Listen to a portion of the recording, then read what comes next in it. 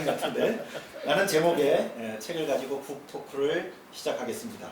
우리 참석하신 모든 분들의 큰 박수로 시작하겠습니다. 네, 안녕하세요. 저는 오늘 진행을 맡은 내가 만드는 복지국가 공동운영위원장 오건호입니다. 네, 추운데 와주셔서 감사드립니다. 이제부터는 앉아서 자연스럽게 하도록 하겠습니다. 예. 아시겠지만 그래도 오늘 출연으로 하겠습니다. 예. 오늘 출연하신 분 세 분을 소개하겠습니다. 주인공은 맨 끝에 하고요. 저쪽에 저희 내가 만드는 복지국가 조세 운영 팀장을 맡고 계시고요. 예, 잠깐만 기다리세요. 좀 자랑을 해야 되니까. 그래서 그 삼성바이오, 그래서 이재용이 흔들흔들하고 삼성이 흔들흔들하는데 그거 잡아내신 분이에요. 그 삼성물산 그 국민연금 그 기금 투자부터 시작해서 그거를 홀로 계속 추적해서 그걸 밝히고 그렇게 해서 이제 심상정 의원실 참여연대까지 이렇게 엮으셔가지고 결국은 지금 이 사태까지 사단을 만들어내신 분입니다. 대단하신 분입니다. 회계사 쪽에서 이런 식으로 일을 하게 되면 밥줄이 끊어지는 걸 알고 있는데 네, 어떨지 모르겠어요. 홍순탁 회계사님. 네, 이 가운데 멋진 독립투사처럼 세상을 바꾸는 사회복지사라고 사회복지사들의 단체고요. 뭐 직접 소개해 하시는 게 좋지만 제가 하겠습니다. 그래서 사회복지사 분들이 아주 뭐 굉장히 현장에 많은데 주로 이제 주어진 제도 안에서 일을 하시잖아요. 근데 진짜 복지가 구현되기 위해서는 제도 그 자체를 바꿔야 된다. 그리고 거기에 복지 현장에 있는 우리가 목소리를 내야 된다. 이런 취지로 해서 세상을 바꾸는 사회복지사를 이제 젊은 사회복지사들과 같이 만드시고 지금 대표를 맡고 계시고 여기 지금 후마니타스 있는데 인간과 복지라고 복지 관련된 서적을 아주 오래전부터 많이 낸 출판사입니다. 인간과 복지 거기 대표도 맡고 계십니다. 예. 이명묵 분입니다. 네. 오늘의 주인공입니다. 제가 이제 몇몇 기자분들을 아는데 제가 아는 기자 중에서 가장 학구파입니다. 네. 그러니까 기자 생활하면서 박사 논문도 쓰고 책도 쓰시고 그리고 세상을 바꾸는 사회복지사나 저희 내가 만드는 복지국가가 저희가 지금 8년째 된 단체예요. 2012년에 같은 해에 태어났습니다. 우리 같은 갑장이거든요. 그때 서로 이게 통했던 게 다들 복지국가 얘기하는데 정치권들이 아니 세금 걷지 않고 어떻게 복지국가 하느냐 그랬더니 정치권에서 얘기하는 게 시민들이 증세를 원치 않는데 그러니까 이렇게 가자. 그래서 저희가 그러면 그건 우리가 맡겠다. 그래서 아래로부터 시민들이 이 복지국가의 주인으로서 세금을 내게 하도록 같이 교육하고 토론하고 또 그런 운동을 하겠다. 그런 취지예요. 그래서 복지국가 증세 운동을 중요한 목표로 삼았는데 지금까지 친복지계에서는 좀 예, 찬물을 끼얹는다. 지금 복지를 누려할 때 맨날 세금 얘기해가지고 찬물을 끼얹는다 이런 얘기를 하고 있어서 사실 받아서 조금 외로웠는데 이 책을 보고 너무 기뻤어요. 좀 일찍 내셨으면. 네, 근데 이제라도 그래서 이제 또 전문가이시죠. 학자이시기도 하고 언론이시기도 한데 기존에 이 증세를 가로막고 있는 이 조세 담론에 대해서 쭉 분석하시고 결국은 여기 아마 책을 읽어보시면 아시겠습니다만 이렇게 작업하신 그 문제의식이 제가 느끼기에는 제대로 된 증세 담론이 한국 사회에서 앞으로 발전하기를 바라는 취지에서 하신 걸로 알고 있습니다. 그래서 너무 반갑고 책도 지금 잘 나가고 있겠지만 오늘을 계기로 해서 다시 또 대박 날 수 있기를 바랍니다. 세금폭탄 부자감세 서민증세의 저자이십니다. 예, 강국진 기자님.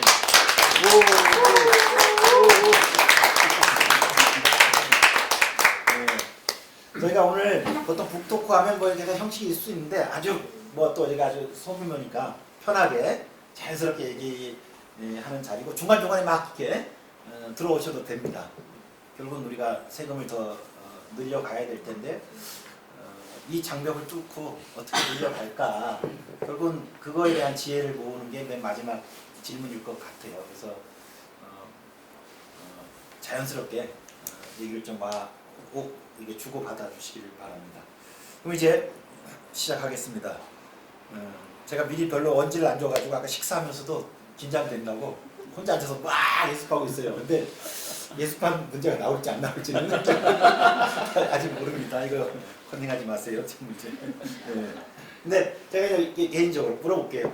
이제 기자생활 하시면 뭐 여러 문제의식도 있고 공부도 하고 뭐 책을 쓰고 싶은 생각도 있고 공부도 하고 싶은 생각이 있겠지만 이게 안 되는 거잖아요. 보통 이 보통 마음 갖고는 안 되는 건데 이 주제로 이렇게 한번 써봐야 되겠다라는 동기가 생긴 게 그거 좀 과정을 얘기해 주세요. 왜 이 책을 써야 되겠다 생각했는지. 그러니까 계기를 네. 오늘 이제 열심히 생각을 지금 해봤는데 사실 잘 기억이 안 나서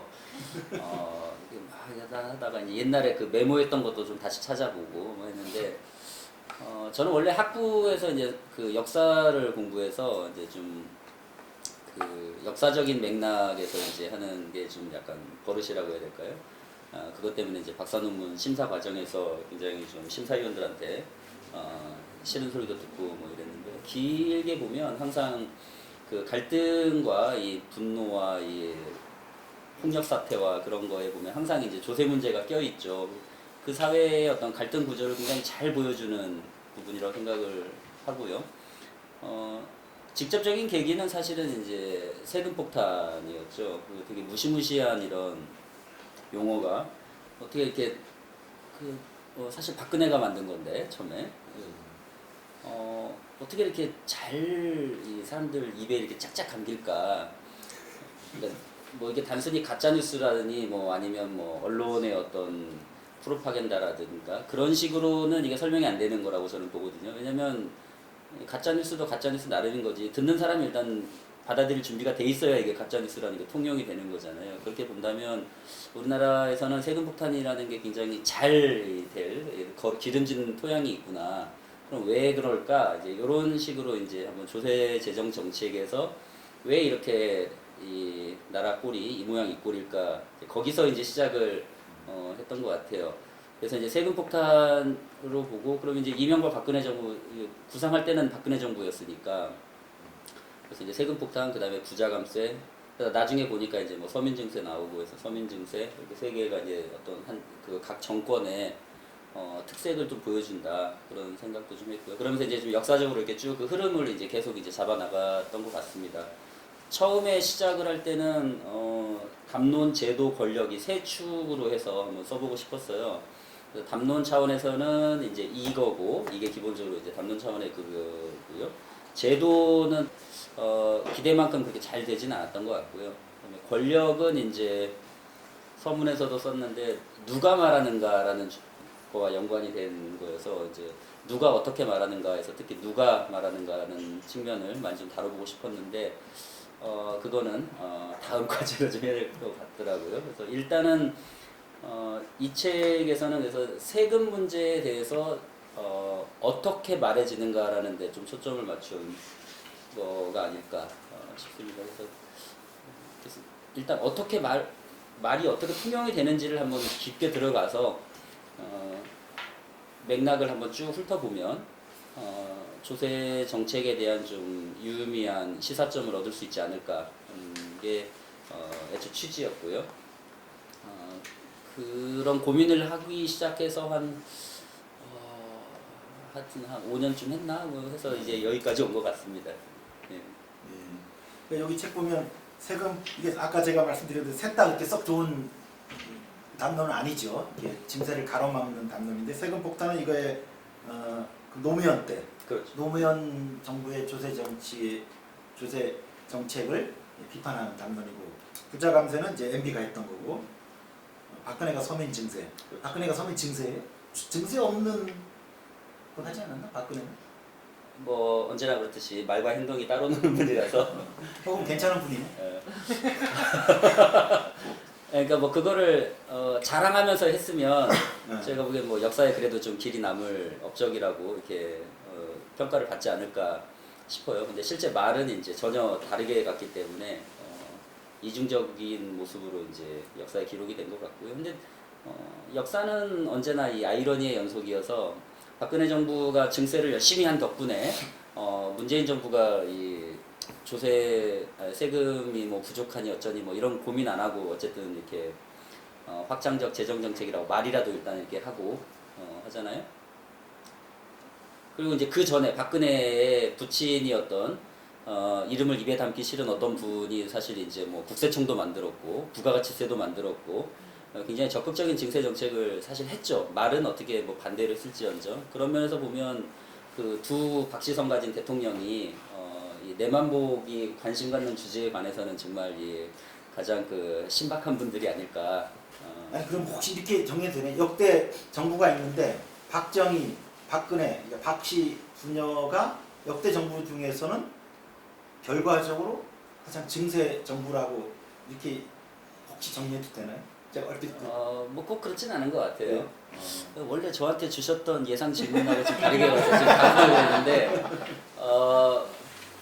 박정희 정부가 이제 부가가치세를 77년에 이제 하는데, 아시아 최초였고, 전 세계로 따져도 이제 10위 안에 드는 굉장히 빠른 제도지 않습니까? 미국은 아직도 그거 못하고 있는데, 부가가치세를 했는데, 여기 뭐 더 잘 아시겠지만, 조세 부담률이 사실 거의 안 늘었어요.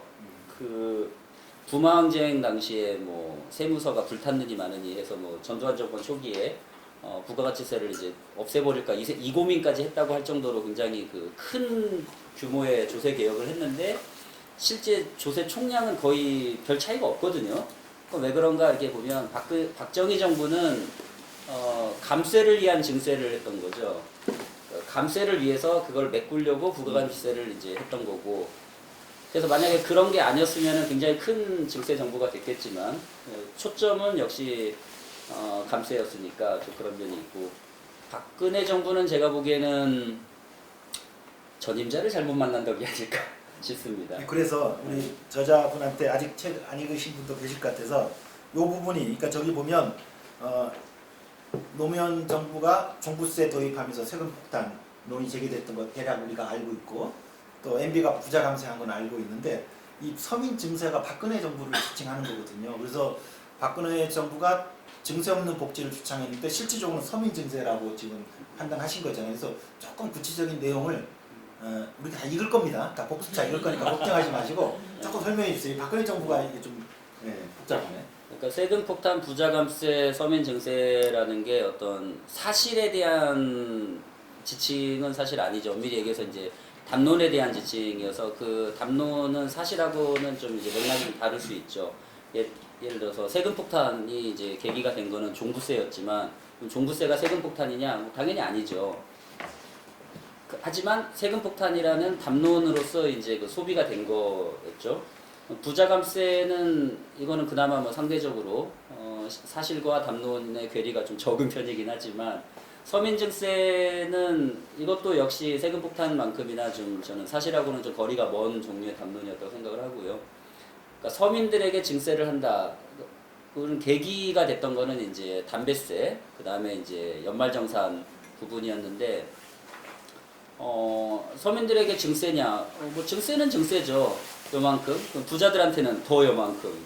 그러면 상대적으로 보면 어떻게 보면 사실로 따지면 오히려 부자 증세에 더 가까운 거였는데, 실제 소비가 되기는 이제 서민 증세로 소비가 됐고, 왜 그런가 이렇게 맥락을 따져보면 저는 이제 이 조세 정책을 이제 담론 차원에서 분석을 한 거니까, 담론 차원에서 본다면 박근혜 정부에서 그래도 일부 좀 하려고 했던 증세 정책에 대한 강력한 어떤 태클이었고, 백태클이었죠. 상당히 효과를 거둔 태클이었고, 근데 어쨌든 제도 자체가 그래도 좀 완전히 죽진 않아서 남은 덕분에 조세 부담률이라든가 이런 측면에서는 꽤 올라갔고, 그래서 문재인 정부는 그런 면에서 보면 전임자를 잘 만난 거죠. 박근혜 감형의 이유가 되겠네요. 그러면 우리 책을 정리하면 새 정부의 담론과 실체를 좀 정리하죠.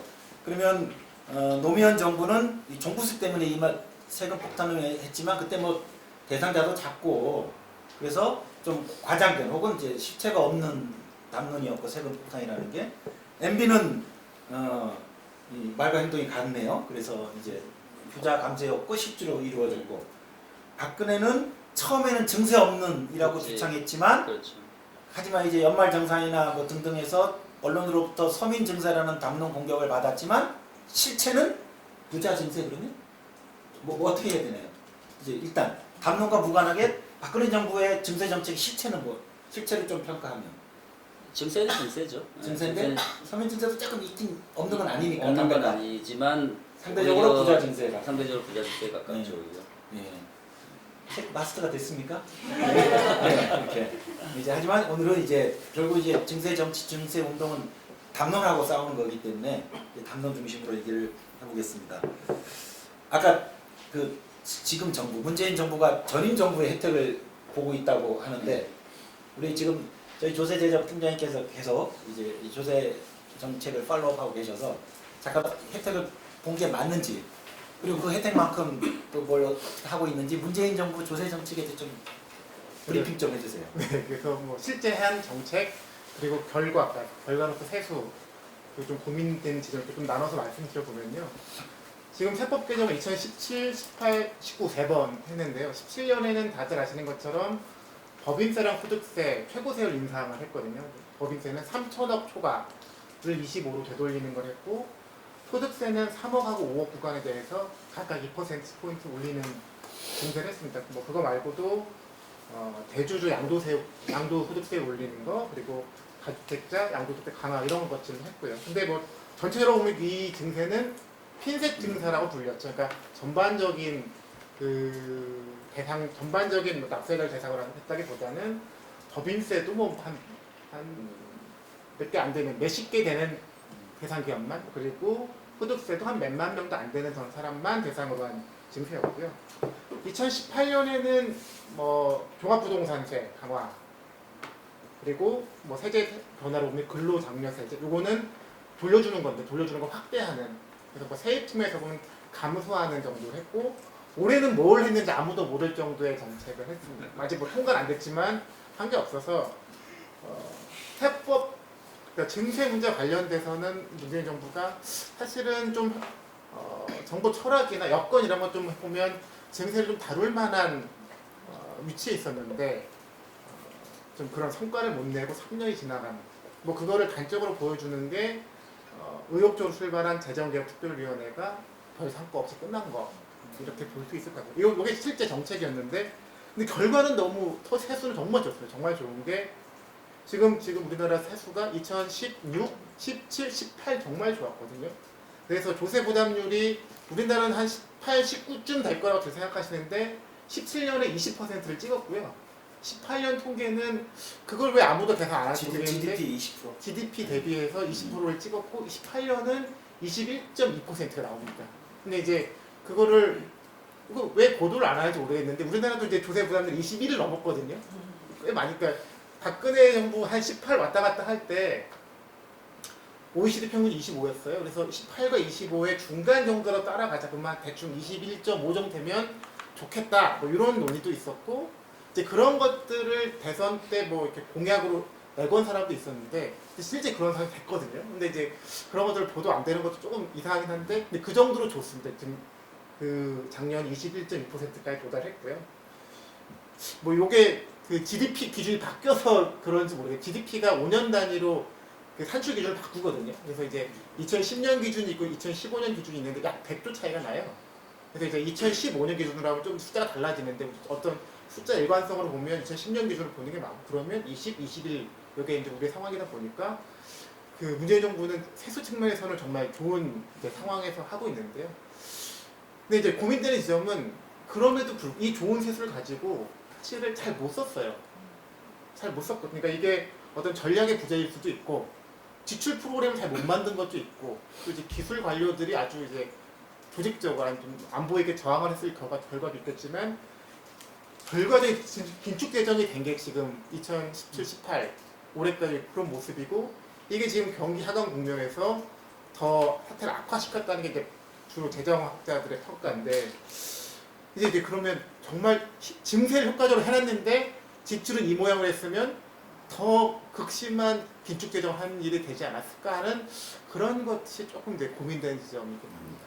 네. 이제 문재인 정부가 어떤 그 초과세수를 말씀하시는 거고 초과세 때문에 우리나라 조세 부담률이 GDP 20, 뭐 20일까지 올라갔다. 제가 알기에 그 OECD 평균이 GDP 한 25% 정도 되니까 한 4 내지 5%포인트 정도 부족한 건데 차이가 얼마 아닌 것 같지만 올해 뭐 대략 GDP를 한 2,000조까지 가까이 보면 100조 가까이 1년에 세금으로 보면 100조 가까이 덜 걷는 거니까 금액으로 보면 그렇게 작은 건 아닙니다. 그러면 이것도 홍 선생님 좀 정리 좀 해주세요. 그럼 여기 이제 세금 폭탄인데 썩 그렇지 않았다. 부자 감세 맞다. 증세 없는 복지에 있지만 사실상 서민 증세 조금 있었고 부자 증세 있었다. 이 3년 2년 반밖에 안 지났는데 문재인 정부는 요거로 여기다 이제 하나 더 적으면 문재인 정부는 어떤 네 글자를 집어넣을 수 있어요? 아 이거 어렵다 이거 그죠? 네. 여러분들도 응모하실 수 있습니다. 책 한 권 드리세요. 어떤 게 좋을까? 일단 초과세수가 넘쳤잖아요. 조세 부담률이 굉장히 상향되니까 증세 관련된 단어가 들어갈 수 있나요?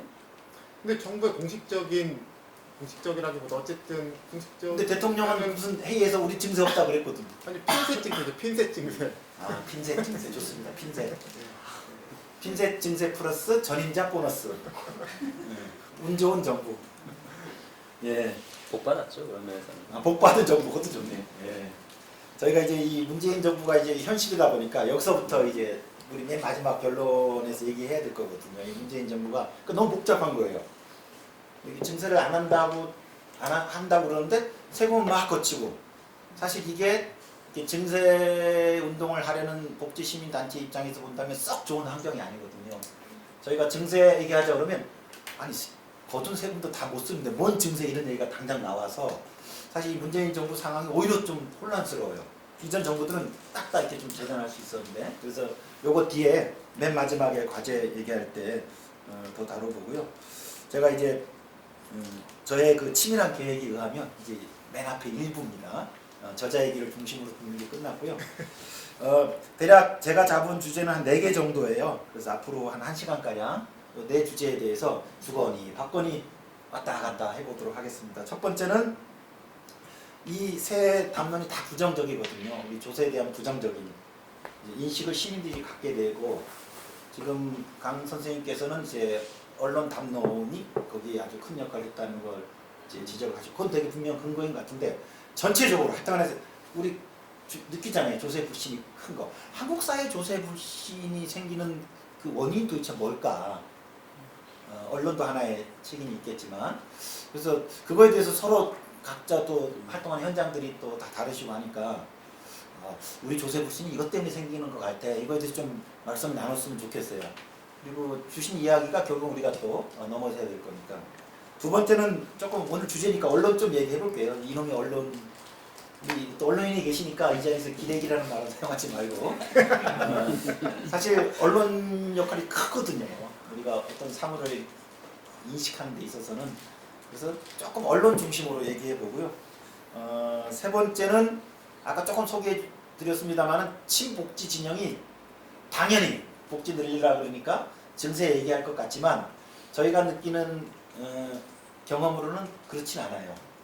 증세에 대해서는 민주당조차도 가끔 세금 폭탄 꺼내듯이 저희 복지 진영 안에서도 증세에 대해서는 의견이 많이 다른 것 같습니다. 그래서 각자 활동하시면서 이런 것들에서 어떻게 느끼시는지 세 번째로 얘기하고 마지막으로 복지 효과로 가려면 증세가 필요한데 어떻게 해야 될까 뭐 이런 순서를 해보겠습니다.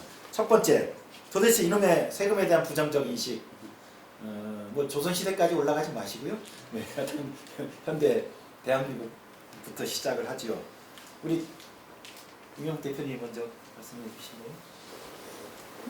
국민들이 갖고 있는 이제 조세 불신은 이 책에서 강 선생님께서 거의 뭐 대부분 정리해 놓은 것 같아요. 200년 역사를 돌이켜봤을 때 이 조선시대 삼정분란, 일제시대 수탈을 당하다 보니 이제 그 정부에 대한 불신이 있는 거죠. 뭐 뜯어가는 것조차가 다 이제 환장하는 거고. 그 다음에 이제 또 해방 전후의 그 혼란기 거쳐서 이제 박정희 정권 때 이렇게 경제 개발하면서 거기서 이제 세금 문제, 이런 이제 200년 역사를 쭉 훑으면서 그것이 하나의 이제 국민들 조세프 신에 대한 이제 정말 기저가 됐다 이렇게 말씀하시는데 다 맞죠. 근데 이제 사소하지만 조금 우리 국민들이 느끼기에는 정의의 문제, 조세 정의의 문제. 나보다 세금을 저 사람 많이 내야 될 것 같은데 저 사람은 이제 이 절세 지식도 있고 또한 세금에 대한 여러 가지 아는 게 있어가지고 잘 빠져나가기도 하고 또는 그 사람이 어떤 힘 있는 자리에 있다 보니 부정한 방법으로 탈세하기도 하고 이런 걸 본단 말이죠. 근데 보통의 국민들은 세무서에서 고지하는 대로 찍소리 못하고 내걸랑 그걸 어떻게 할 방법이 없어요. 그러다 보니까 이제 일상생활에서 이거야말로 그냥 유전, 무죄, 무전, 유죄 이런 식으로 힘없는 사람은 고스란히 세금을 내야 되는 거고 좀 이제 힘이 있거나 뭔가 있는 사람들은 또 세금을 덜 내거나 안 내거나 이런 것들을 느끼면서 또 그런 조세 불신이 깊어지지 않았나 그런 생각이 들어요. 조세 불신이 있다는 건 이제 조세가 엉터리라는 거잖아요. 아마 또 증세에 대한 거부감도 있겠지만 제대로 못 쓰는 것도 있고 공평하게 걷지 못한다 이런 것들에 대한 게 많을 것 같은데 대표님 이렇게 어떠세요? 우리나라 세금이 얼마나 공평 안 해요? 어떻게 느끼세요? 제가 느끼는 것보다도 국민들이 느끼기에는 공평과세가 잘 안 되고 있다 느끼는 것 같아요. 왜냐면은 증세 얘기가 나오면은 꼭 이제 국민들 반론이 그거걸라 공평과세를 먼저 이제 얘기를 한단 말이에요. 그리고 이제 돈 쓰는 것도 국민들이 봤을 때 정말 이 책에서 여러 번 나왔지만 혈세 내가 힘들게 세금을 냈는데 저게 참 제대로 잘 합리적으로 국민들 필요에 따라서 쓰이는 부분도 있겠지만 그렇지 않은 부분들 정치인의 어떤 선심이라든가 아니면 심지어 뭐 사대강이라든가 이상한 데다가 세금이 쓰이니까 이 또한 이제 불신하고 연결이 되는 것 같아요. 저는 그래서 아까 증세에 대한 부정적인 인식의 뿌리는 그렇게 복주가 가려면 증세 필요한 거 나도 알아. 그걸 부정하진 않아요. 근데 지금 이 모양인데 그러니까 이렇게 공평하게 거두어지지 않는데 이제 이게 제대로 쓰이지 않는데 이거거든요. 그래서 저는 여기에서도 일정한 담론과 아까 시민들이 느끼는 공평과세, 불공평과세에 대한 그런 게 느끼는 게 담론이잖아요. 근데 실제 또 팩트는 그런지 그러니까 국민들이 이거에 대해서 분노할 만큼 공평하지 않은 건지 어쩌면 꽤 많이 그렇게 물론 이제 빈틈이 있겠지만 그거에 비해서 우리가 느끼는 이 불공평 과세에 대한 것들이 또 너무 과도하지 않는지 저 이거 약간 궁금하거든요. 지금 세무 대리인으로서 아마 그 틈새를 찾는데 일조하신 것도 있었을 것 같은데 어떠세요? 이거 진짜 이렇게 우리가 엉망이에요? 네, 그런 인식이 있는 거 말씀하신 것처럼 탈세는 능력이고 성실납세는 호갱이라고 생각하는 그 인식이 있는데 그 대표적인 그룹은 자영업자들인 것 같아요. 특히 이제 월급 소득자들은 내 소득은 다 노출이 되고 뭐 유리지갑에 표현되는데 자영업자들은 소득 파악도 안 되고 그래서 세금을 제대로 안 내고 있다. 이게 불공평하다라고 생각하는 인식이 좀 되게 강한 것 같은데요. 근데 이것도 현실 좀 변화하고 있는 것들이 좀 잘 안 알려지는 것 좀 있는데요. 이 탈세도 사실은 방법이 있고 이제 패러다임이 있었는데 옛날에는 매출을 싹 빼는 게 하나의 패러다임이었고 또는 이제 매입이라고 해서 여기 자료상을 되게 사오는 게 하나의 패러다임 때도 있었고 인건비를 막 올리는 게 방법인 때도 있었어요. 근데 지금은 다 막혔거든요. 그러니까 신용카드 사용을 우리나라만큼 많이 하는 나라가 전 세계 어디에도 없어요. 유럽이나 어디 여행 가셔도 현금 결제 되게 많이 되잖아요. 현금만 받는 데도 많고 우리나라 같은 신용카드 사용이 자리 잡은 나라도 없기 때문에 그 매출을 하기 진짜 어려워요. 그리고 자료상 요즘은 뭐 하시는 경우도 있지만 예전에 비하면 정말 줄어들었고 인건비 지금 마음대로 못합니다. 왜냐하면 인건비를 처리하는 순간 그 사람 개인 소득이 잡혀야 돼요. 그러니까 이 약간 법원을 비유하면 플리바게닝이랑 좀 비슷해요. 그러니까 네 세금을 줄이고 싶으면 이걸 받아가 내도 돼. 이 사람 소득, 이 사람 수입 있는 거를 신고하면 그래 네 세금 깎아줄게. 이런 제도가 아주 잘 갖춰져서 요즘 자영업 하시는 분들하고 얘기해 보면 정말 힘들다고 얘기해요. 그러니까 세금 안 내기 너무 힘들다. 그러니까 그러니까 자영업자들이 힘들다고 하시는 이유 중에 이런 것도 있어요. 물론 이제 전체적인 경기도 안 좋고 하지만 사업 계획을 할 때는 내가 세금을 낼 거라고 생각해 보지도 않고 이제 사업 계획을 했는데 하다 보니까 안 낼 방법이 없는 거예요. 그게 10%든 5% 내야 되니까 추가적인 부담이고 아 이만큼 힘들구나 느끼는 것도 있거든요. 이게 통계를 보더라도 우리나라 사업소득 납부액이 사업소득에 잡히는 소득액이 한 10년 사이에 2배가 넘게 증가했어요. 세율이 오른 건 아니죠. 그러니까 소득 금액이 세액 말고 소득 금액. 그럼 장사가 그러니까 매출에서 경비를 뺀 소득 금액이 한 10년 사이에 2배가 됐는데 실제 그렇게 장사가 잘 된 건 아니잖아요. 그러니까 이게 점점 투명해지면서 이제는 다 파악이 되고 있는 거죠. 그런데 이런 것들이 이제 그러니까 물론 아직도 개선해야 될 부분이 많죠. 근데 많지만 그러니까 뭐 만족스러운 건 아니지만 많이 좋아졌다. 많이 좋아졌다. 많이 개선되고 있다는 것도 충분히 알릴 필요가 있고 알려질 필요가 있는데 그런 부분에 대해서 좀 덜 알려진 것 같고 인식 개선도 좀 덜 되는 것 같아요. 요새 예상보다 세금 수입이 더 많아지는 초과 세수가 생기는데도 그런 것도 한 큰 요인이죠. 네. 세행정이 네. 잡히니까. 과세행정이 그러니까 국세청 공무원들이 자신감일 수도 있는데, 그러니까 뭐 이게 뭐 차세대 전산도 도입했다고 하면서 모든 데이터들은 다 들고 있다는 자신감이 있어요. 그러니까 인력이 없고 바쁘고 당신이 피레밀에서 지금 안 잡고 있을 뿐이지 다 알고 있다. 주택임대소득도 얼마 전에도 아무도 안 내시고 주택임대를 하면 임대소득은 아무도 안 낸다고 생각했지만 지금은 이게 날라가요. 국세청에서 당신 작년에 요만큼 소득 올리겠다. 여기까지는 내가 알고 있다. 더 있을 수도 있지만 최소한 요거에 대해서 신고해라. 안 하면 잡겠다는 이런 안내를 보내거든요. 그러니까 예전에 비해 우리나라 과세행정, 과세 인프라 이런 것들이 많이 좋아졌고 그래서 누구는 덜 내고 이런 것들이 많이 개선된 측면이 분명히 있는 것 같아요. 그래서 책에 보니까 보통 노동자 근로자들이 자영자에 비해서 세금을 더 내고 있다 억울하다 그러잖아요. 자영자들은. 근데 오히려 자영자들이 세금을 더 낸다 근로자에 비해서 그 귀절이 있던데 그 팩트 맞아요? 아까 말씀하셨지만 그 자영업자와 유리지갑의 대립구도는 저는 전형적인 인지부조화라고 생각을 해요. 그러니까 생각하는 거는 자꾸 옛날 걸 생각하는데 자영업자 뭐 이렇게 명퇴하고 나서 자영업자 하는 분들 중에 힘들어하는 요인 중에 하나는 저는 그 요인도 있다고 생각을 하거든요. 월급쟁이 할 때는 세금을 직접 이렇게 해본 적이 없잖아요. 그냥 다 알아서 그냥 이렇게 자동으로 다 뛰어가니까 그 세금에 대해 별로 생각을 안 했다가 당연히 자영업자가 되면 뭔가 이 뒤로 이렇게 할 거라는 거를 그냥 알게 모르게 상식처럼 생각을 했는데 막상 해보니까 웬걸 이게 현금이 있어야 현금 박치기라지 전부 1,000원짜리도 카드로 긁는데 이게 됩니까? 자영업자들이 유리지갑이에요 제가 보기에는. 지금 아니 1,000원짜리도 신용카드로 하는데 그걸 무슨 수로 탈세를 하겠어요?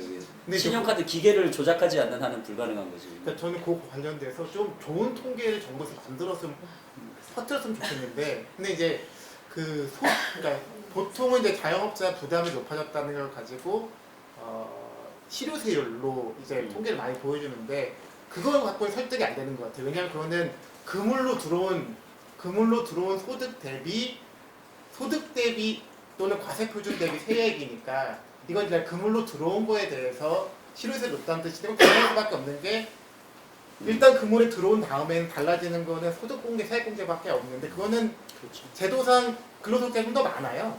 그렇죠. 사업소득이 작고, 그러니까 그건 당연한 얘기고 사실은 설득하려고 하면 어떤 통계를 만들어줘야 되냐면 그물에서 빠져나가는 게 적어졌다. 예. 근데 그거는 충분히 만들어낼 수 있는데 그런 자를 좀 만들어서 설득을 한다고 하면 좀 이런 인식이 좀 되지 않을까. 우리 해봤어 대표님. 아니 이제 이거를 국세청이 만들고 기재부가 만들고 홍보하면요 역작용합니다. 안 믿으니까 야 이 자식들아 뭘. 그래서 우리가 위탁 받아서 우리 같이 선량한 시민단체가 과세 행정이 굉장히 이렇게 개선됐다는 걸 우리가 홍보 대행해 주는 거예요. 우리가 설마 뭐 이렇게 사기치겠습니까? 아니 저도 느끼기에 요즘 진짜 탈세하기가 쉽지 않아요. 아마 그만큼 뭐가 없어서 그럴 동기는 없으시겠지만 그런 면에서 증세 운동을 하는 데 있어서는 이 조세 불신을 넘어서야 되는데 조세 불신의 굉장히 큰 뿌리가 공평성에 대한 불신인데 사실 이게 저는 10년, 20년 전 조세 그 담론이 이게 근데 지금 굉장히 새 행정이 굉장히 강화됐는데도 여전히 20년 전에 술자리에서 들은 얘기 같고 이렇게 하다 보니까 하여튼 그런 면에서 좀 이렇게 저희가 할 일이 하나 생긴 것 같습니다. 네. 이 영상은 국세청으로 말하는 근로소득자들은 그리고 연말정산해서 어쨌든 많이 이렇게 돌려봤잖아요. 뭐 이것저것 근로자소 뭐 어쩌고저쩌고 하는데 사실 자영업자들은 그 해당 사항이 거의 없기 때문에 그런 면에서 보면 자영업자들이 그 오히려 더 이렇게 차별받는다고 얘기해도 사실 뭐 할 말 없는 측면이 분명히 있죠. 옛날에는 그렇게 해서 이 근로소득자들을 유리지갑으로 만들고 대신에 이제 소득공제나 이거를 붙여주고 자영업자들한테는 별다른 뭐 사대보험이나 이런 거 안 해주면서 탈세의 공간을 열어주고 그런 식의 이제 사회적 타협이 이제 개발 독재 시대에 있었던 거죠. 근데 어쨌든 사회가 발전하면서 이제 이쪽에서는 뭐 옛날보다 이제 더 유리지갑, 뭐 원래 유리지갑이었지만 더 이게 됐고 이쪽은 근데 이제 탈세 여지는 줄어들고 또 뭐 경쟁은 이제 숫자가 더 많아지니까 경쟁도 더 세지고 이러면서 이제 현실은 이제 완전히 뒤바뀌었는데 근데 사람들은 여전히 이제 특히 월급쟁이들은 저 같은 월급쟁이들은 이 사장님들에 대한 이 트라우마가 있기 때문에 좀 있어 보이는 거죠. 예. 그래서 첫 번째 주제로 이 공평 과세가 실태가 어떤지를 좀 얘기하고 싶었던 게 똑같이 이 담론과 실체의 괴리가 문제인 것처럼 많은 사람들이 불편해하는 이런 과세 공평성도 이렇게 느끼는 인식과 담론하고 실제 실체하고는 차이가 크다. 거꾸로 얘기하면 이거를 지금 이 좁히는 일, 있는 그대로 시민들한테 알리고 또 증세를 주창하는 복지단체들의 중요한 과제라고 생각이 듭니다. 요거 첫 번째 주제는 요 정도 우리 과제 자리매김하는 걸로 하고요. 두 번째는 다시 잠깐만. 예. 이게 이제 짧게 좀 이 얘기를 하자면은 지금 이제 우리 조세 행정 괜찮다, 예. 크게 문제 없다 이렇게 이제 넘어가는 것 같은데 보통 이제 우리 사람들이 이런 생각이에요. 이제 뭐 유리지갑하고 이제 자영업자 그것까지는 그렇다 하더라도 보통 사람들은 평범한 사람들은 월급쟁이들이죠. 이 사람들은 꼬박꼬박 월급 받고 그걸 저축해서 쓰는 것이 저축하는 것이 자기의 이제 그러니까 재산 축적의 전부인 거야. 근데 다른 사람들 보면 부동산 투기를 해가지고 막 몇 년 사이에 막 재산이 팍팍 늘어나는 거 있죠. 그럼 이제 사람들이 저게 다 세금으로 제대로 정리가 될까? 이런 생각을 하는 거예요. 이제 그런 쪽에서 봤을 때 이제 또 과세 공평성에 대해서 보통 사람들 생각. 그래서 공평하게 만들어야 될 남은 과제들하고 혹은 우리가 큰 문제가 있다고 그 전에 알고 있었지만 많이 개선된 거하고 이런 걸 좀 잘 정리해서 국세청 이것도 유튜브 정리해서 유튜브 올리면 이것도 대박 같은데 예. 우리가 알아야 될 과세 공평성의 뭐 실체라 그럴까 그리고 출연해 주시고 그렇죠. 예, 이거 또 팔립니다 이거. 근데 네, 부동산 투기로 돈을 버시는 분이 맞는 건 사실이지만 또 그분들이 세금을 빠져나갈 또 방법은 또 없어요. 그러니까 세금을 내고서도 더 많이 벌어서 문제지. 근데 거기에 그러니까 세금 자체를 적게 세금이 걷는 거죠. 적다. 적은 거 아니냐. 그러니까 이게 그 손방망이라는 거죠. 예, 그러니까 물론 증세의 양도소득에- 필요성에 대한 논의는 이제 되겠죠. 근데 다만 이제 예를 들어서 아파트 값이 뭐 10억에서 100억이 됐는데 이게 뭐 숭숭 빠져나가느냐 사실 그거는 불가능한 거지 않습니까? 그렇죠. 다 부동산 그 정보가 다 들어가 있기 때문에 대부분 사람들은 그리고 이제 종부세 내고 싶어도 못 내죠 사실. 그 언론으로 가세요. 여기 지금 계속 그 전에 이제 그 아까 말씀하신 관련해서 이제 담론 분석이라는 게 이제 이게 하면 할수록 어떤 습관 같은 게 생기냐면 이제 사람들이 하는 무심결에 그리고 이제 습관적으로 계속 하는 얘기를 계속 이제 유심히 들어요. 근데 이제 그러니까 달을 가리키라고 딱 하면 달을 보는 게 아니라 달을 가리키는 사람이 지금 왜 달을 가리키며 왜 달을 얘기를 할까를 생각을 하게 되는 이게 그러니까 사람 말을 잘 귀담아 안 듣는 거라고 할 수도 있겠지만 이게 지금 이제 계속 이제 공평이라는 부분, 정의라는 부분을 계속 이제 얘기를 하시는 게 이제 제 귀에 계속 들어오고 있는데 조세에 대한 불신과 이게 사실 저는 연관이 되게 강하게 있다고 생각을 하거든요. 뭐냐면 특히 요새 뭐 많이 얘기하는 공정, 정의, 뭐 공평, 형평은 다 이제 같은 맥락에 있다고 생각을 하는데 뭐냐면 불신이죠. 그래서 불신이 깔려 있는 거예요. 누구에 대한 불신인가 보면 내 식구 빼고 다 공동체에 대한 불신이고 국가에 대한 불신이거든요. 그거는 이제 아까 이제 책 얘기하시면서도 이제 했지만 어떤 삼정의 문란 같은 종류의 그런 여러 가지 뭐 이제 근현대사에서 켜켜이 집단적으로 학습한 어떤 공동체에 대한 불신이 작용을 하는 거고 어떤 증세의 가장 큰 걸림돌이라고 뭐 할 수도 있겠고요. 그래서 어떤 그 각자도생이라고 이제 표현을 한 그런 불신이 하나가 있고, 근데 조세에 대한 불신이 꼭 그것만 있는 건가 이렇게 보면 조선시대 얘기하지 말라고 하셔서 하세요. 조금 조심스러운데 약간 올라가야 될 것 같아요. 네. 대동법을 이렇게 이제 보면 그 어떤 그 시대의 그 지배적인 담론이 있어요. 특히 조세 문제나 재정 문제에 대해서 그 절용이라고 그러죠. 그 아낄 절자에 쓸 용자에서 아껴야 된다. 그게 조선시대 그 선비들은 그걸 굉장히 강조하는 그게 대동법 반대 논리예요. 사실 누가 반대했겠습니까? 지주들이지. 다 그 선비들이 다 지주고 그 사람들이 뭐 이렇게 다 노론 쪽 뭐 꼭 노론뿐만 아니라 그런데 아껴야 잘 산다. 그게 이제 지금까지 저는 이어지는 어떤 굉장히 뿌리 깊은 담론이라고 생각을 하거든요. 아껴야 잘 산다는 담론에서는 대동법도 반대하게 되는 거고 증세도 반대하게 되는 거고 재정 건전성을 강조하니까 당연히 복지 확대도 반대하는 거고 그래서 그 절용이라는 게 저는 굉장히 중요하게 길게 이어지는 측면이 있다 하는 생각하고 세 번째는 저는 그 부분이 정리가 안 돼 있다고 생각을 해요. 그러니까 내만복 같은 경우는 복지 국가라는 어떤 그 국가를 어떤 국가냐라고 했을 때 복지 국가로 이제 상을 딱 정했으니까 이게 증세하고 딱 이제 연결이 되는데 대부분 사람들 문재인 정부 포함해서 뭐 박근혜 정부 마찬가지고 국가를 어떤 국가인지 어떤 국가를 만들 것 포용 말은 그렇게 하는데 뭔지 모르겠어요.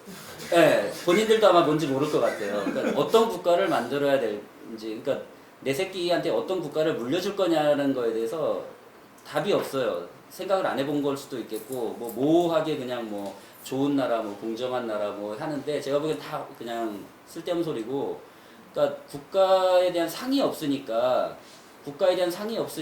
국가의 역할에 대한 어떤 전략이 없는 거고, 그러니까 당연히 증세 필요성을 못 느끼는 거예요. 그냥 국가가 해야 될 일이 많다고 하면 당연히 증세를 생각을 하겠죠. 옛날에 박정희나 이럴 때는 어떤 통치 정당성이 없으니까 이제 뭐 세금 말고 딴 방법을 여러 가지 고민을 하고 뭐 했지만 지금도 보면 과연 거기서 얼마나 더 나아갔느냐 보면 그 얘기를 예전에 어디서 이제 다른 어떤 그 인권 연구하시는 교수님하고 이제 술 먹다가 그 얘기를 딱 했는데 그분이 딱 그 얘기 하시더라고요. 이게 독재 국가일수록 세금을 적게 걷는다는 거예요. 그 세금을 제일 많이 걷는 나라는 어디냐? 북유럽 복지국가죠. 독재 국가는 왜 세금을 적게 걷느냐? 사우디아라비아 세금 얼마나 적은지 아십니까? 지상 낙원이라고 자랑하는 저 북한 세금 없는 나라라고 자랑하잖아요. 거의 세금도 없어요. 여기. 그러니까 왜 독재 국가는 세금을 안 거둘까? 국민들한테 뭘 많이 요구하지 않는 거예요. 이게 말이나 잘 들으면 땡인 거지. 그러니까 당연히 국민을 위해서 뭔가 할 필요가 없는 거고, 그러니까 당연히 세금을 뭐 거둘 필요가 없는 거예요, 사실은. 그 세금 많이 거두면 데모에서 이 독재 정권이 흔들릴까 무섭기도 하고. 제가 보기엔 그래서 조세 불신과 관련해서 저는 진짜 이 뭔가 국가적인 어떤 전략의 문제, 국가의 역할이라는 어떤 그 전략적인 문제, 거기서부터 지금 구멍이니까 이런 문제가 파생되는 거 아닌가 하는 생각을. 국가 비전을 가져야죠. 그래서 저희가 예. 내가 만드는 복지국가. 그러니까요. 그러니까 그 조세 문제와 국가 전략이 지금 수미 쌍관하는 거의 제가 아는 유일한 단체고요. 고맙습니다. 사실. 두 번째 건 현직에 계시니까 조금만 짧게 하고 넘어갈게요. 네. 아까 저도 그런 뭐 세금 관련돼서 이렇게 강의할 때 우리가 헌법이 우리한테 명령한 의무거든요. 니네들이 대한민국 헌법공화국의 일원이면 납세하라고. 그래서 납세를 명했으면 알려줘야지. 우리나라 세금이 몇 개 있는지, 조세 부담률이 어떤지, 어느 세금이 약한지, 어떤 과제가 있는지 외국의 수도 이름은 다 알고 기기도 알면서 그러니까 실제로 이 공교육 과정에서 세금에 대해서 하나도 알려주시진 않거든요. 그럼에도 불구하고 사람들이 세금에 대한 자기 판단에 굉장히 확신을 가져요. 나 빼고는 다 도둑놈들이거든요. 그러니까 이런 확신, 그래서 이렇게 체계화된 정보 그 학습을 안 했음에도 불구하고 그렇게 강한 판단을 갖게 되는 근거가 뭘까, 소스가 뭘까, 언론인 것 같아요. 그리고 지금 언론인으로서도 이제 그렇게 이제 그 약간 부정적인 인식을 계속 쏟아내는 담론부선을 하시는데 왜 그래요, 언론이? 왜 언론에서 계속 세금을 일으키고 다루죠? 독자 입장에서 어떠세요? 이 조세 관련된 관심 있게 다 기사를 읽으실 테니까 조세 관련된 또 신문마다 다룰 수 있는데 뭐 제일 좋은 신문 추천해 주셔도 좋고요.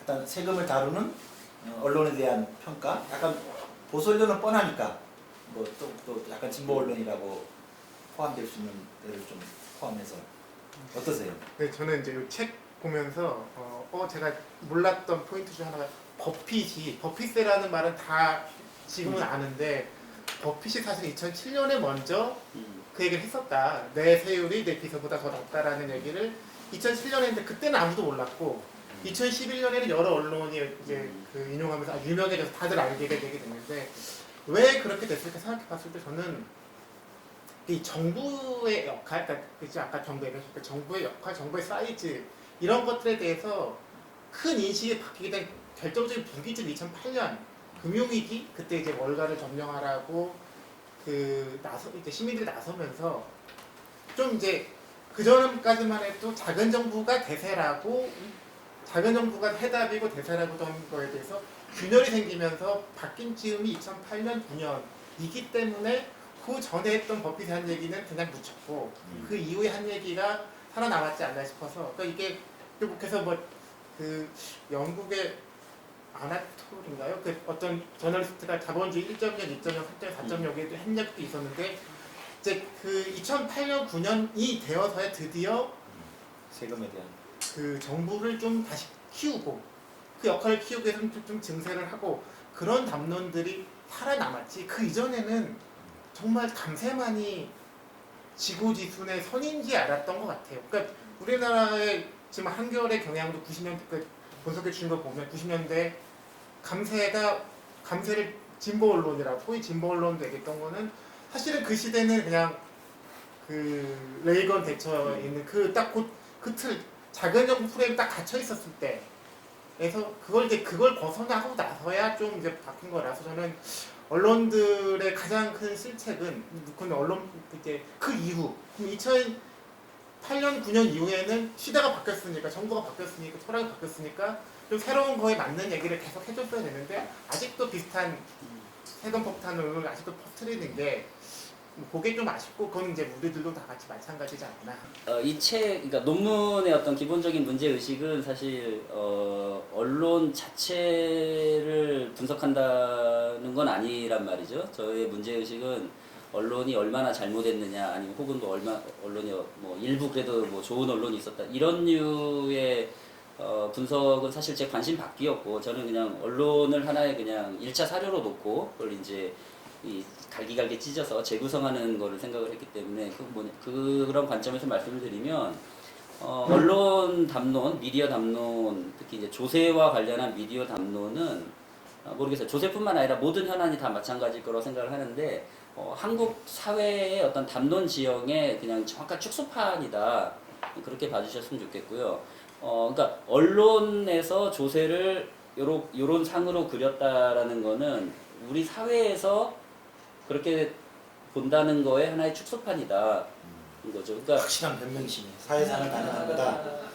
저는 그런 측면이 분명히 있다고 생각을 해요. 예를 들어서 세금 폭탄 그래서 이제 아까 그 세금 폭탄이 어쩜 그렇게 잘 착착 감길까는 차원에서 그게 이제 그런 거 이제 맥락인 거고. 근데 그 미디어 리터러시라고 이제 최근에 나오는 논의를 조금 말씀을 드린다면 그 차원에서 말씀을 드린다면 언론도 독자 눈치를 많이 봅니다, 사실. 그래서 언론에 대해서 문제 제기를 하는 거, 그래서 뭐 비판을 하고 문제 제기를 하고 하는 게 당장은 뭐 서로 뭐 기분 나쁠 수 있겠지만 그 쌍방향 소통이 언론을 변화시키는데도 저는 굉장히 유의미한 그게 있다고 생각을 하고요. 그런 면에서 그냥 언론 쟤네들 원래 저래 하고 놔두는 거는 그렇게 썩 전략적으로 좋은 태도는 아니다. 그리고 언론을 불신하는 강도가 높은 분들이 언론한테 낚이는 그 확률이 높다는 연구 결과도 최근에 있습니다. 접니다, 저. 제가 보는 이제 언론은 예, 좋습니다. 이 사람들이 어떤 역사의식 또 국가 윤리의식 이런 것도 상당히 좀 부족한 게 아닌가 그런 생각이 들어요. 가장 대표적인 것이 박근혜 대통령 때 그 연말정산 그거 세제 바꿀 때 그때 얘기는 13월에 세금 폭탄이었죠. 이게 또 먹혀 들어간 거예요. 근데 실제는 소득공제 중심의 연말정산은 세액공제로 전환시키는 거였기 때문에 중산층 이하한테는 더 좋은 거고, 그렇죠? 그렇게 이제 돌아가는 건데 이 얘기를 다 이제 분위기 끝난 판에 한겨레가 이제 뒤늦게 한마디 했어요. 그전엔 한겨레도 이 13월에 세금 폭탄에 동승했던 거지. 그래서 와, 이 사람들이 그러니까 부도덕한 거죠. 네. 비윤리적이고 부도덕하고 비윤리적이고. 근데 또 왜 그럴까 보면은 우리나라의 다수의 유럽 언론들이 다 재벌이 운영을 하잖아요. 그 재벌의 그 이익을 또한 대변하다 보니 그런 게 아닌가 그런 생각도 들어요. 국민의 편보다는. 두 번째 주제인데 아까 쌍방향 말씀하셨지만 그런 측면이 있죠. 사회에 있는 것이 반영된 거니까. 또 한편에서 또 언론이 이런 담론 여론 주도에 대한 어떤 사회적 책임이 있는 기구이다 보니까 주도적인 위치에 있는 거는 뭐 부인할 수 휩쓸리기보다는 없죠. 조금은 더 그 좀 이렇게 올바름에 가까운 방향으로 가야 되는데 그런 데 있어서는 또 동일한 쌍방향이 아니고 또 나름의 책무 혹은 또 비판 수리도 있는 것 같아요. 죽을 찔렸어. 우리가 지금 아니 이제 우리한테로 화살을 한번 가져와 볼게요. 지금 언론에 대한 건데 우리 복지국가를 원하는 시민들, 시민단체 혹은 복지학계, 현장의 복지 현장 쭉 있는데 마음속이 다 복지국가거든요. 그리고 복지국가로 가기 위해서는 세금은 당위적으로 필요한데 뭐 시간 배열이 다를 수도 있지만 우리는 어떠한지에 대해서 좀 얘기를 나눴으면 좋겠어요. 이거는 우리 아마 같이 좀 얘기를 했으면 좋겠습니다. 먼저 말씀하시려고 아니면 제가 요청도 드릴 텐데 일단 시작은 이 테이블에서 먼저 하죠. 제가 그래서 불편할 수 있는 얘기를 좀 드려보면 제가 이제 뭐 시민단체 또는 뭐 평생학습원 이런 데서 그 강의를 요청해서 세금 강의를 가면 제 앞부분에 그런 질문을 항상 하거든요. 최근에 어떤 세금 내보셨냐? 왜냐면 세금이 뭐 국세가 14개가 있고 지방세가 11개 있고 뭐 이래도 일단 집중조사 안 해도 재미가 없으니까 어떤 세금이 있는지 그러니까 내보면 알잖아요. 내가 이 세금을 내봤으면 이 세금이 어떻게 돌아가는지 아니까 어떤 세금을 내봤냐 이렇게 물어보면 별로 내본 세금이 없으세요. 그리고 이제 저 이제 뭐 이제 면세 대상만 만나셨나? 직업적으로 절세를 당할 물어보러 뭐 친구들이 지인들 찾아오신 분들이 있으면 이분들은 일단 어마어마한 세금을 내야 되니까 이걸 어떻게 줄여야 될지 고민을 하면서 오거든요. 그래서 이게 당사자가 되면 어떨까라는 고민이 드는데 저는 이제 책에서 그 언급하셨던 논문 그 종합부동산세가 실패했던 거를 쓴 논문 한번 읽어봤는데 거기 보면 그 논문에서 보면 왜 실패했는가 보면 그 처음에 정책을 기획할 때는 종부세 뭐 2% 1% 낼 사람이라고 생각해서 얼마 안 되는 사람 생각했는데 이게 지방세 과표를 같이 올리는 전반적인 조세 그 재산세 혁신 기획이었고 현대화 기획이었기 때문에 사실은 수도권에 있는 1인 가구주들도 재산세가 꽤 올랐거든요. 제가 그 불만들을 그때 들었던 기억이 나서 어쩌면 그 이 중간에 있던 그러니까 부동산 올라가는 거에 좀 불만이 좀 있고 나는 종부세 대상은 아니었던 사람 그 1인 수도권 1인 가구주들이 내 세금도 올라가는 거를 느끼면서 돌아선 게 아닌가 생각이 한 번 들었고 연말정산도 사실 따지고 보면 여론주도청이라고 부르는 뭐 언론종사자들도 마찬가지고 그분들은 다 증세 구간에 있었거든요. 그래서 냉정하게 보면 증세 대상이 되었기 때문에 그 사람들도 생각을 바꿨다고 하면 우리나라에서 세금을 보면 당사자가 되면 당사자가 되는 순간 입장이 바뀌는 거 아닌가? 라는 생각이 저 그런 생각이 좀 들게 돼요. 그건 이해가 되는데 많은 사람들이 당사자가 아닌 것 같은데도 불구하고 그런 생각을 갖게 되는 건 뭐예요? 당사자가 아니 그 증세에 대해서 아까 이제 내가 그 구간에 되니까 증세에 대해서 거부감을 갖는 건 이제 뭐 이해관계상 일리가 되는데 연말정산에서도 그 뭐 5,500 이상 구간에 다 속하지 않은 사람들도 근데 실제로 반대를 했던 게 발등했던 여론주도층이라고 부르는 사람들은 사실은 증세 당사자였다는 거죠. 그 여론주도층. 네, 그러니까 여론주도층은 증세 당사자이기 때문에 맹렬히 반대한 거고 어쩌면 종부세 어떤 세력 균형에서 그게 확 뒤바뀐 것도 당사자라고 느끼면서 뒤바뀐 게 아닌가 해서 우리나라는 아직은 당사자가 되는 순간 세금에 대한 거부감이 좀 많이 퍼져 있는 게 아닌가 그 말씀하신 거가 저도 좀 이해가 그러니까 납득이 되는 게 종부세 국면 노무현 정부 종부세 국면을 이렇게 보면 그 언론사 그러니까 기자로 통칭을 해서 이제 기자들도 이 세대 간에 약간 그 알게 모르게 그 자산에 따른 그 계급 격차가 있어요. 그게 뭐냐면 종부세 국면 당시에 방송사나 신문사의 간부급들, 그러니까 데스크라고 보통 얘기하는 그 그룹들, 대체로 뭐 연배로 치면 뭐 한 50대 아니면 40대 후반 이러겠죠. 제가 이렇게 보면 뭐 통계를 내보진 않았지만 종부세에 그 걸리는 분들이 여럿 계셨어요. 이제 고 세대는 종부세를 낼 정도의 이제 그 세대인 거죠. 저 정도 되면 그러니까 그분들은 뭐 이렇게 강남 사는 분들 제가 여럿 봤고 뭐 이렇게 다 종부세에 이렇게 걸려 있어요. 이게 내 문제인 거예요. 근데 이제 그 다음 세대 한 저 정도에서 지금 한 40대 한 중후반에서 한 40대 초반 뭐 이런 세대들은 뭐 대충 뭐 이제 아직 전세 살거나 이제 어떻게 해서 뭐 집 마련하는데 했거나 뭐 대략 이런 식이고 강남 3구는 이제 뭐 생각도 안 하고 20대 후반에서 30대 초중반 이 정도 기자들은 이렇게 보니까 공공임대주택을 진짜 알아보는 기자들도 여럿 있더라고요. 그러니까 벌써 이렇게 달라져서 체감하는 게 확실히 달라요. 근데 박근혜 정부 당시에 연말정산 국면은 이 딱 이 고세대 그 데스크나 이런 급들 종부세 내는 사람 플러스 해서 그냥 약간 그 선배들 보면서 상대적 박탈감을 느끼면서 그냥 믿을 건 연말정산밖에 없지 하는 딱 고기를 딱 건드린 거죠. 더구나 증세 없는 복지를 하겠다는 이 정부에서 그러면서 이제 굉장히 폭발력도 좀 있었던 물론 그게 다는 아니겠지만 당사자라는 측면이 분명히 좀 그런 면에서 우연의 일치일 수도 있겠지만 좀 작동을 좀 한감 실제로 과세대생인 이제 중산계층들이 이제 그런 인식을 가질 수 있는데 어떠세요? 우리가 여론조사 보면 복지가 는다면 세금을 더 낼 용의가 있습니까? 이거 뭐 경향이나 한겨레 같은 데는 막 70% 나와버려요.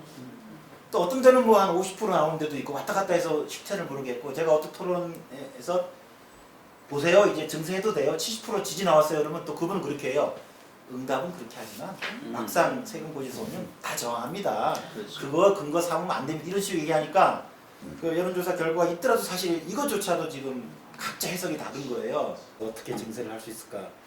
여기 의견이 잘 나오면 이제 2020년도 내년도 우리 복지단체 공동사업 의제로 설정이 되게 됩니다. 예. 우리 대표님이 먼저 한번. 이 책의 마지막에 이제 강사님께서 하신 말씀이 있어요. 저도 거기 줄 쳐놨어요. 네. 마지막 줄. 국가가 익숙한 그 편한 길이 아니라 보편 증세라고 하는 좁은 길로 가야 한다. 그러자면 정부가 철학과 용기를 가지고 국민들에게 더 많은 세금, 더 많은 복지를 설득해야 된다. 이런 얘기를 했단 말이죠. 제가 그런 훌륭한 말을 했다는 일단은 맨 마지막 줄 나도 줄 쳤어요. 그래?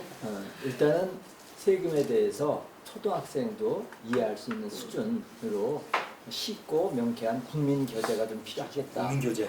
이런 게 필요하겠고 또 하나는 또 저자께서는 그 우리나라 사람들이 증세가 어려운 것이 각자 도생의 인식이 깊고 또 공공재에 대한 경험이 약하고 하니까 이것이 증세를 힘들게 하는 이제 사회 분위기다 말씀하셨는데 다행히 이제 이 공공재는 우리가 증세 세금을 더 내지 않고서도 최근에 들어와서 공공재를 누리기 시작했어요 국민들이.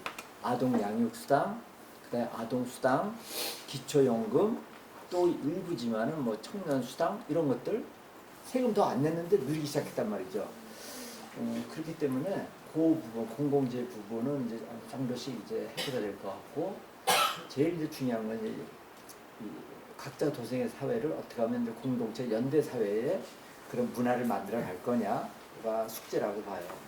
근데 아까도 말씀하셨지만 정부부터가 국가에 대한 어떤 이데아 또는 그 철학 비전을 정부가 못 갖고 있으니까 국민들하고 그걸 공유도 못 하고 있고, 그래 이제 뭐 내만복이나 세바사는 복지국가 딱 얘기를 하면서 복지국가의 상을 얘기를 하지만은 아직 우리 사회는 그런 것들이 안 만들어졌잖아요. 근데 뭐 박정희 대통령 시대야 독재라고 했지만 어쨌건 잘 살아보세, 뭐 이런 노래가 국민한테 공감이 됐단 말이에요.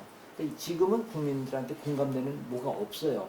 그러니까 그것을 정치권이라기보다도 사회적 논의를 촉진시켜서 사회 각 단위들이 그런 것들을 좀 해야 되지 않나 그런 생각을 들고, 아까 유 선생님 말씀하신 것처럼 우리가 내년에 주거권 운동할 때 구호가 그겁니다. 집 달라. 그런데 집 줄게. 그것도 후속으로 해도 되고. 그래서 보통 이제 40대 이제 부모님들은 사교육비, 집 걱정, 노후 걱정 세 가지 걱정이잖아요. 근데 미혼들은 사교육비 아직 걱정 안 해. 또 청년들은 노후 걱정 아직 먼 얘기야. 근데 집 문제는 현실의 문제. 그러니까 집 문제 같은 거는 확실하게 우리가 할 수 있을 것 같아요. 네.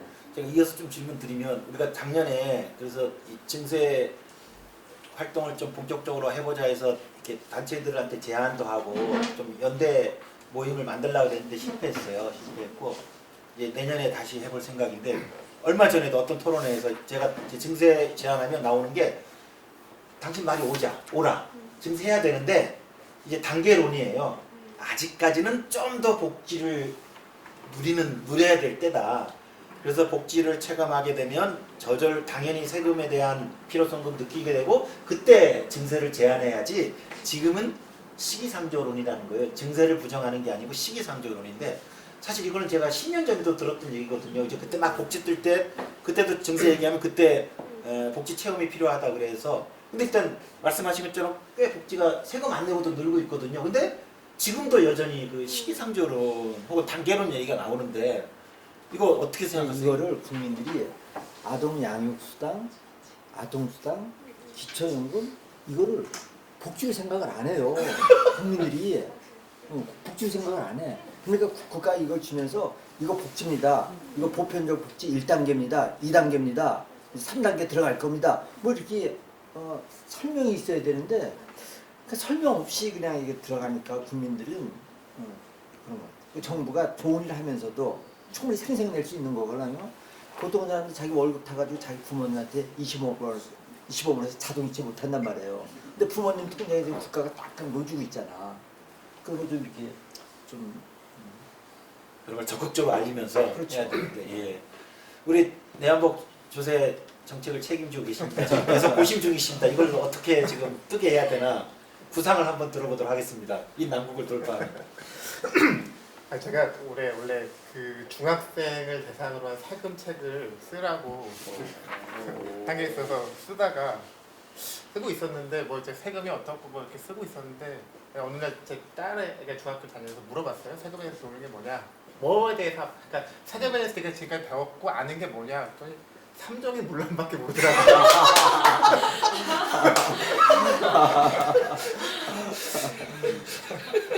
근데 이제 뭐 이 책에도 나왔지만, 그러니까 국가에 대한 신뢰가 부족한 게 참, 그리고 신뢰가 부족하기 때문에 사실 어떤 담론, 신뢰가 부족함에 딱 맞는 담론, 어휘를 붙이면 착착 감기는데, 그 반대에 이제 좀 긍정적인, 그 조세에 대한 긍정적인 어휘를 좀 만들어낼 필요가 있는 것 같아요. 그래서 근데 모범납세자 이거는 전혀 긍정적이지 않은 것 같고, 뭐 이를테면 그러니까 내가 낸 세금이 나한테 정말 필요한 공공재를 돌아온다.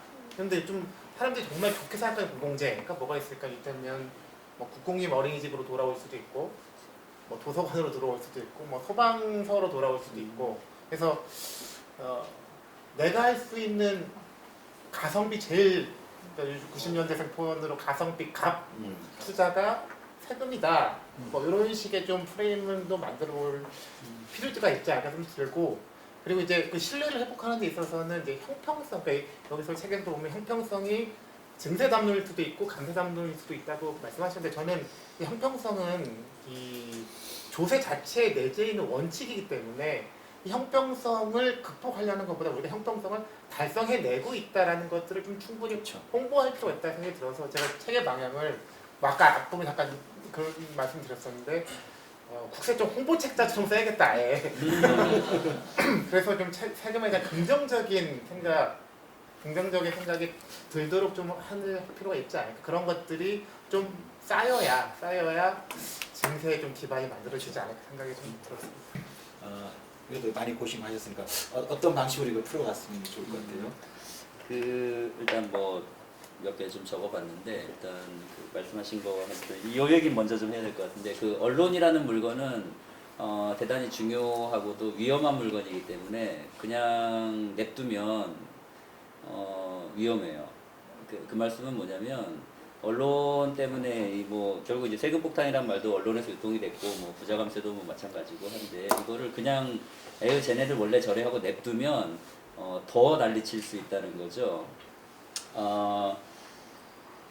그 어떤 넘어설 수 있는, 담론을 어떻게 넘어설 수 있는 그 부분에 대한 고민을 이제 저도 논문 쓰고 책 쓰고 하면서 이제 많이 했는데, 제 나름의 화두는 여기 278쪽에 있는 불교에 전해지는 화두라고 하더라고요. 여기서 저는 좀 실마리를 좀 찾을 수 있지 않을까 하는 생각을 좀 했어요. 제가 낭독해드리겠습니다. 사실은 뭐 스승이 마당에 원을 그린 다음 동자승에게 문제를 냈다. 내가 이 원 안에 있으면 하루를 굶고 밖에 있으면 절에서 쫓겨난다. 선택을 해라. 그랬더니 동자승은 빗자루로 원을 지워버렸다. 이거 하고, 그리고 또 하나가 이제 또 있어요? 그건 이제 쫓으라고 못했는데, 그 칼폴라니가 했다는 되게 멋진 말이 이제 있어요. 그게 진리라는 거는 만유인력이 아니라 만유인력에도 불구하고 새가 하늘 높이 날아올 수 있는 것이다라는 이제 이 책 각 장 앞에 이제 좀 나름 좀 있어 보이는 것들을 이제 집어넣으려고 그 신경을 되게 많이 써서 이렇게 했는데요. 그 뭐냐면 뭔가 이렇게 게임의 규칙에 얽매여 있으면 그 게임을 못 벗어나죠. 이게 막 축구로 예를 들면 옵사이드라는 규칙이 사실 축구를 규정하는 굉장히 중요한 규칙인데, 옵사이드라는 규칙 안에서 움직이면 결국은 그 뭐 라인 브레이크가 될 거냐 뭐 말 거냐 계속 그 생각을 했는데, 옵사이드라는 규칙을 그냥 깨버리면, 그걸 그냥 없는 것처럼 무시해버리면 이건 더 이상 축구가 아닌 거죠. 그러니까 증세냐 복지국가냐 할 때 뭐 세금 폭탄이냐 뭐냐 이런 거 하는 그 게임의 규칙에서 좀 벗어나는 것도 저는 그런 쪽으로 생각을 하는 게 필요하다는 게 일단 먼저 첫 번째로 드리고 싶은 말씀이고요. 그런 차원에서 본다면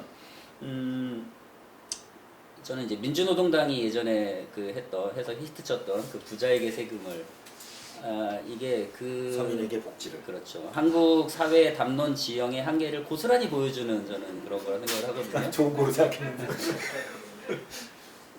차라리 그 한국 사회에서 조세와 관련해서 이 한국 사회 한국 현재 조세 어떤 그 구조의 가장 문제는 부자가 세금을 덜 낸다는 게 아니라 모든 국민이 세금을 덜 낸다는 거죠. 혹은 안 내거나. 그럼 결국 이제 보편 증세가 저는 그래서 필요하다고 생각을 하는 거거든요.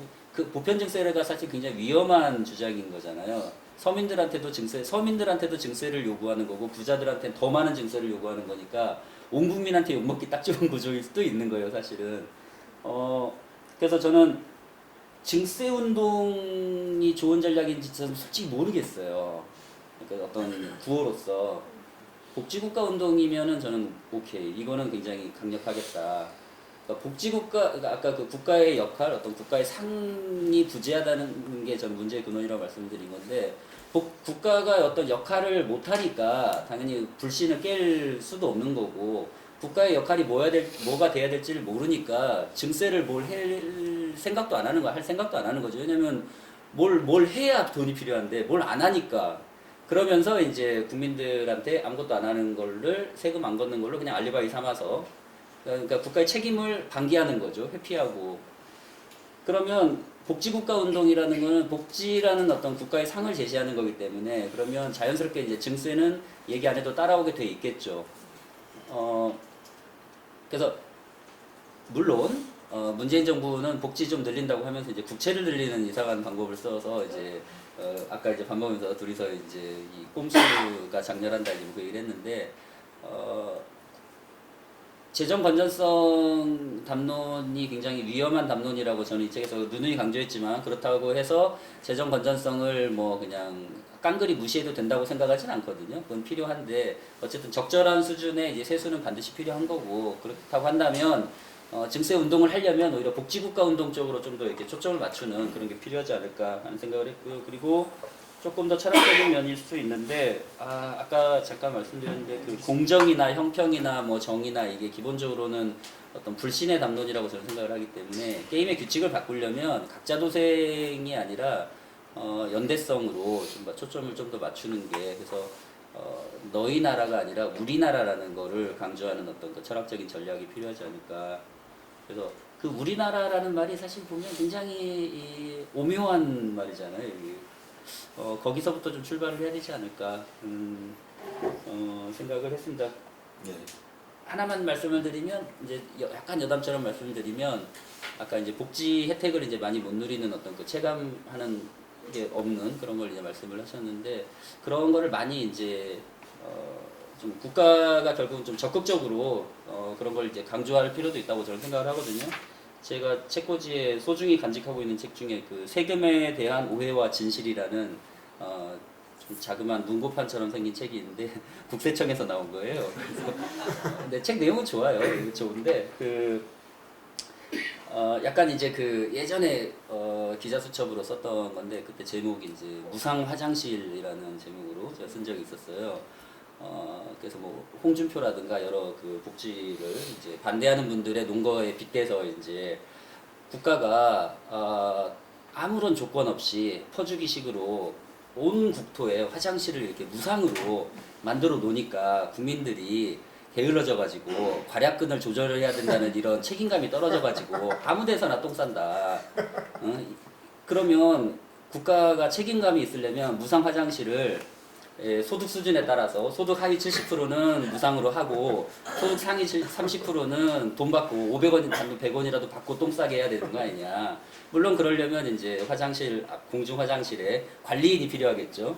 전국의 모든 화장실에 관리인 한 명씩 하려면 뭐 그건 뭐 그 사람들이 알아서 할 문제고 약간 그런 식의 이제 약간 비꼬는 칼럼 쓴 적이 있는데 저는 우리나라 이 무상 화장실도 국가가 하는 복지 혜택 중에 낭패 본 분들은 다 느끼지 않습니까? 특히 외국 가서 뭐 하니까 내만 보기에 좀 조언해드리고 싶은 거는 복지 우리가 이렇게 복지를 많이 누리고 있다는 걸 얘기할 때 그 똥 싸는 문제도 이렇게 좀 거론을 하는 게 어떨까 제안을 드립니다.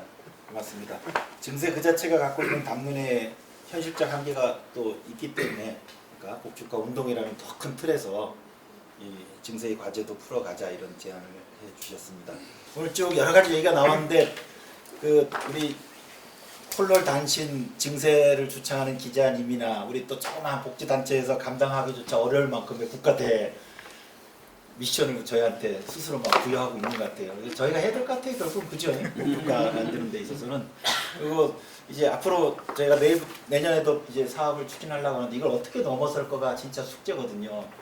근데 아까 말씀하신 것처럼 집 줄게 공공주택 하듯이 저희도 이제 저희는 부자 증세, 고편 증세 이런 말 잘 안 쓰거든요. 저희가 이제 복지 증세라고 쓰는 이유도 저희가 2012년에 저희가 발족할 때도 애플리케이션을 만들었어요. 저희가 1,200만 원 그 발기 기금을 모아가지고 1,100을 여기다 투자했는데 그래갖고 복지국가 체험 그래서 거기에 개인 소득이라든지 가족 정보를 집어넣으면 복지국가가 되면 얼마를 어떤 걸 누리게 되고 어떤 세금을 더 내게 되고 이런 걸 알려 드리는 걸 해서 대박 날 줄 알았는데 대박은 나진 않았습니다. 그리고 저희가 또 사회복지세 도입 운동을 하는 것도 세금만 내는 게 아니고 세금을 내서 결국 복지를 늘리는 거기 때문에 복지와 세금을 결합한 담론을 만들어야 되겠다라는 건데 사회복지세를 그렇게 했지만 그 복지세를 어디에 쓸지까지는 저희가 설계하지 못하고 그냥 해서 충분히 이렇게 그 많은 공간을 얻지 못했던 것 같아요. 이제 이후에는 좀 더 그런 것까지도 더 구체적으로 해서 복지와 증세를 결합시키고 더 확장돼서 아까 좀 국가 차원에서 우리가 갖고 있는 여러 부침들이 해소될 수 있는 필요하다면 국세청 홍보도 저희가 대행해서라도 해야 될 것 같습니다. 그 하여튼 뭐 이제 시간이 좀 넘었는데 긴 시간 같이 해주셔서 그리고 참여해 주셔서 고맙고요. 뭐 한마음 한뜻이네요. 예. 이제 저희들이 복주가 전사라고 생각하고 오늘 또 이날을 또 계기로 해서 책도 내일부터 대박 나고 또 우리 복주가를 향한 증세 운동도 힘껏 새롭게 에너지를 갖게 되기를 바랍니다. 오늘 강국진 저자를 모시고